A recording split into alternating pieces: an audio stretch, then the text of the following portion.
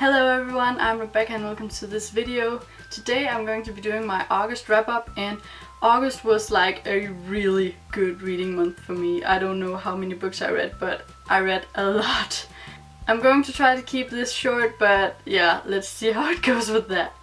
First up, I read I Am Forever by Wyn Channing, and this is the sequel to What Kills Me, and I really loved it.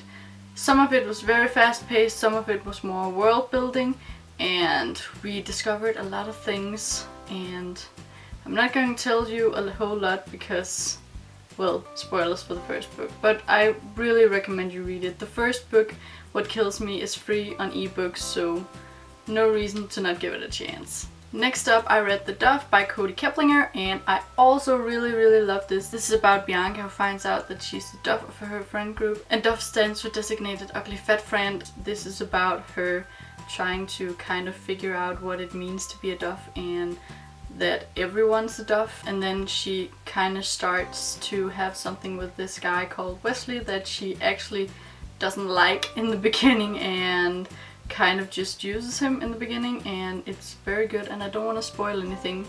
This is a movie tie-in cover, and I also watched the movie, which was... I enjoyed the movie, but it was just very different from the book, so if you watch the movie and think that it's going to be the same, it's not, because they're like totally opposites. But I enjoyed both, but I definitely love the book a whole lot more than the movie. Next up, I read Fangirl by Rainbow Rowell, and I don't have the physical copy with me because my sister's reading it at the moment, but I really also love this one, and it's just so relatable, and I laughed multiple times, and I fell in love with Levi, and yeah, I don't need to explain what it's about because you already know. So next book I read was A Heart Concussion.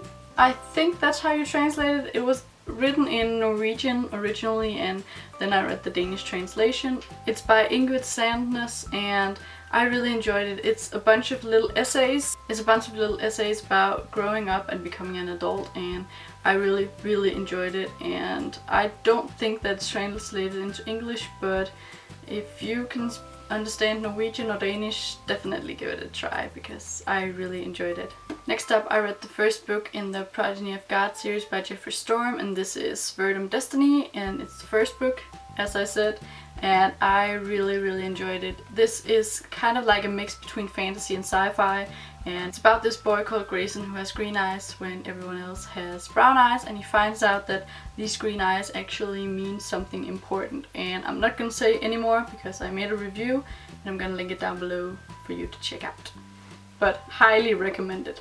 After that, I read Me and Earl and the Dying Girl by Jessie Andrews, and I also really loved this. This is about Greg, who's forced to kind of hang out with Rachel, who has cancer, and about how he and Earl kind of want to make her a movie because that's what they do. They make movies, and it kind of sounds like The Fault in Our Stars, but it's nothing like The Fault in Our Stars. This is much more raw in a way, and it's not a love story, and it's just hilarious and also kind of heart-wrenching, and I just really enjoyed it. Next up, I read A New Name, Grace and Healing for Anorexia by Emma Scrivener, and I really enjoyed this. Kind of like an autobiography, but it only centers around Emma's anorexia and how she dealt with it and how she was cured when she was a child, but how it came back, because the only thing that was cured when she was a child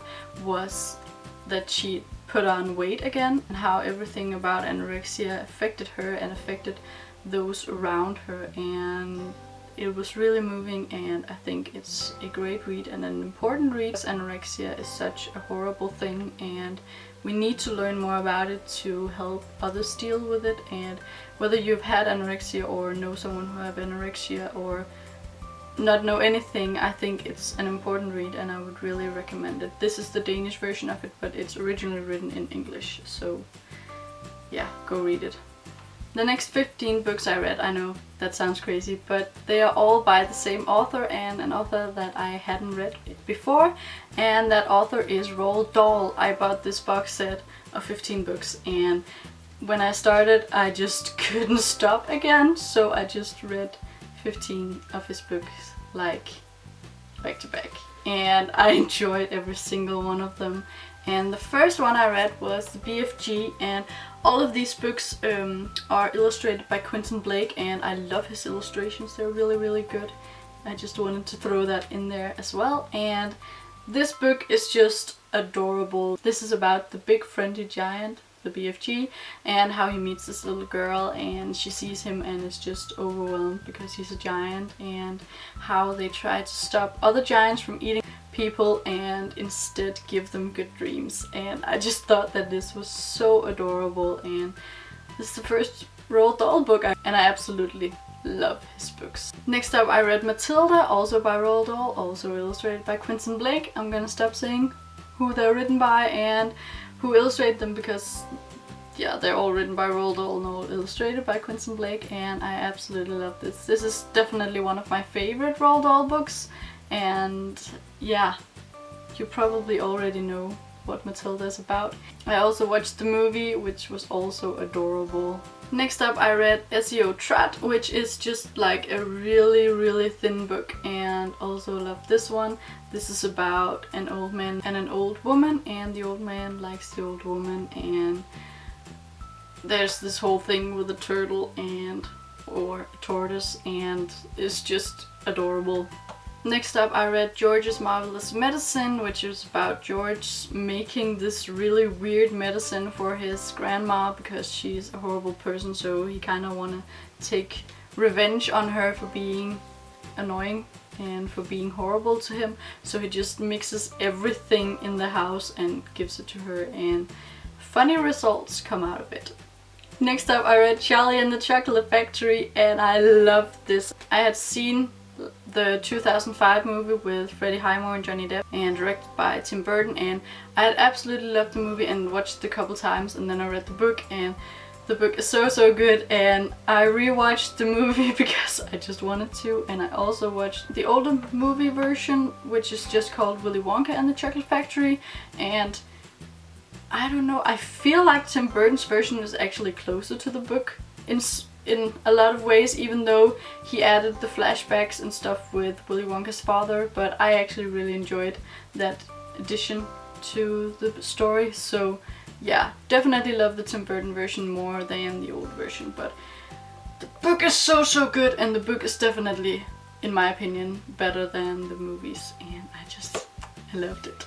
Then I read Fantastic Mr. Fox. This was a cute story. It wasn't the best story I've ever read, but it was cute and fun, and yeah, very Roald Dahl-esque. Then I read Charlie and the Great Glass Elevator, and I really enjoyed this. I think I enjoyed the second half a lot more than the first half. They're in space in this one, and I enjoyed them being in space and the whole thing that happens up there, but I enjoyed it more when they were in the actual chocolate factory, and yeah, but still enjoyed it, and I really wish that there were more Charlie Bucket books because I really love them, and I want to see what Charlie does with the factory. Next up I read The Magic Finger, and this was also a cute story, a bit weird, well, a bit weirder than some of the other stories Roald Dahl has written, but nonetheless I enjoyed it. Next up I read Danny, the Champion of the World, and this is a really great book. What I love really much about this is the father-son relationship, and I love how close they are and how much their love for each other shines through, and I just think that this is a really great and fun book.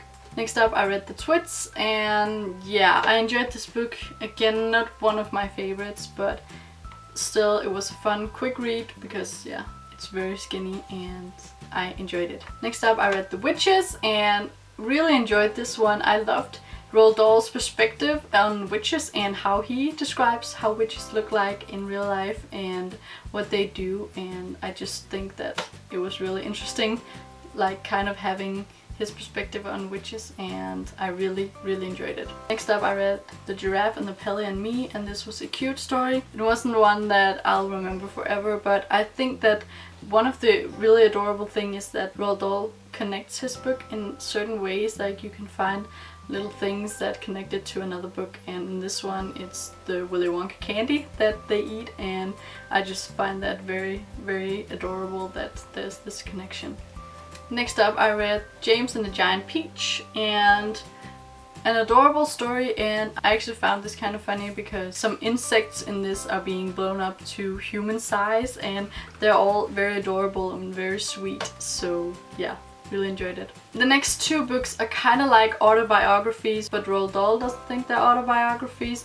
The first one is called Boy, Tales of Childhood, which is just kind of a collection of some of his favorite childhood memories and some of the worst childhood memories, and just how his childhood was growing up, where he's from, because he's Norwegian. I just found this really interesting, kind of to see how he grew up. And the last Roald Dahl book I read was Going Solo, and this picks up after Boy ends, and this is about him going to Africa when he's, I think, 19 or 20. He goes to Africa to work for Shell, and while he's there, the Second World War breaks out, and he says to Shell, look, I'm going to go and fight in this war, and they're like, okay, fine. And they actually say to him that, okay, we're going to pay for your salary until like your contract runs out, or in worst case scenario that you die in this war. And I just thought that that was really kind of Shell, and really in a way weird, because that wouldn't happen today.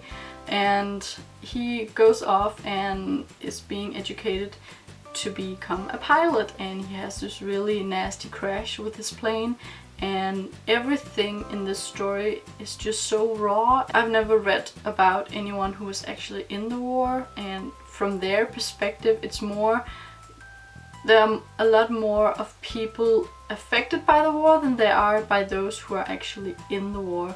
So I found this to be really, really interesting, and just seeing his perspective and hearing how he felt about it at the time, and also how he feels about it, like, I think it was 30 or 40 years after the war had ended that he wrote this book, and I really, really enjoyed it. So definitely recommend it if you want to know more about Roald Dahl's life, or just about being a fighter pilot in the Second World War. They just fit! Yes! I don't have any more physical books, but somehow I still managed to read 3 more books, 2 of them being novellas, but who cares. The next book I read was Tricolor by Lisa Terry, and this one I was given a free PDF file of the book for an honest review on Goodreads and Amazon, and I enjoyed it. I think I gave it 3.5 stars on Goodreads, and I kind of had some issues with it, mainly that I didn't really like the main character. The story is about this girl called Orion. She kind of has this second family with her boyfriend and his older brother and his younger brother, and the parents go missing, and she doesn't really want to be in a relationship with the middle child, and she actually likes his older brother more, and the older brother likes her, so kind of like a love triangle, but not like for a lot of the story, because the middle child kind of is like, okay, fine, be together if you want that. And this is about how that they're trying to manage after the parents go missing. Someone comes and threatens them because all of these boys, they have trouble with their hearts. The middle child hasn't had any trouble yet, but the oldest has had a heart transplant, and the youngest really need a heart transplant. He's been operated a lot of times, and it turns out that the parents of these 3 boys have actually gotten the heart transplant for the oldest when he was little illegally. It's this organization that's 3 for 1, so if you get a heart you have to provide 3 other hearts for their operation. Then the kids are being forced into finding new hearts, and they're told that they only need 1 heart, and in the beginning they don't really understand why, because it's called 3 for 1 and it's this thriller thing. And I enjoyed it, but I just had my issues with it, so I couldn't give it like a 4 or a 5, even though it was a good book and I really enjoyed the plot of it. Next up, I read The Witch's Betrayal, which is kind of like a prequel novella to the Assassin's Curse duology by Cassandra Rose Clark. I really enjoyed this. This is about how Naji got his scar on his face, and I'm not gonna tell you a whole lot about it because if you read the books you know that he has a scar across his face and that people stare at it all the time, and this is about how he got it, and yeah, I really enjoyed it. Gave it 5 out of 5 stars. After that I read The Automaton's Treasure, which is also a prequel to the Assassin's Curse duology, and this comes after The Witch's Betrayal but before the duology begins, and this is about Marjane, if you know who she is. It begins very shortly after she's left her own country, and I'm not gonna say why she's left her own country because spoilers, and I enjoyed it. It wasn't as good as The Witch's Betrayal, but it was still awesome. So those were all the books I've read this month. I'm really proud of myself for reading so much.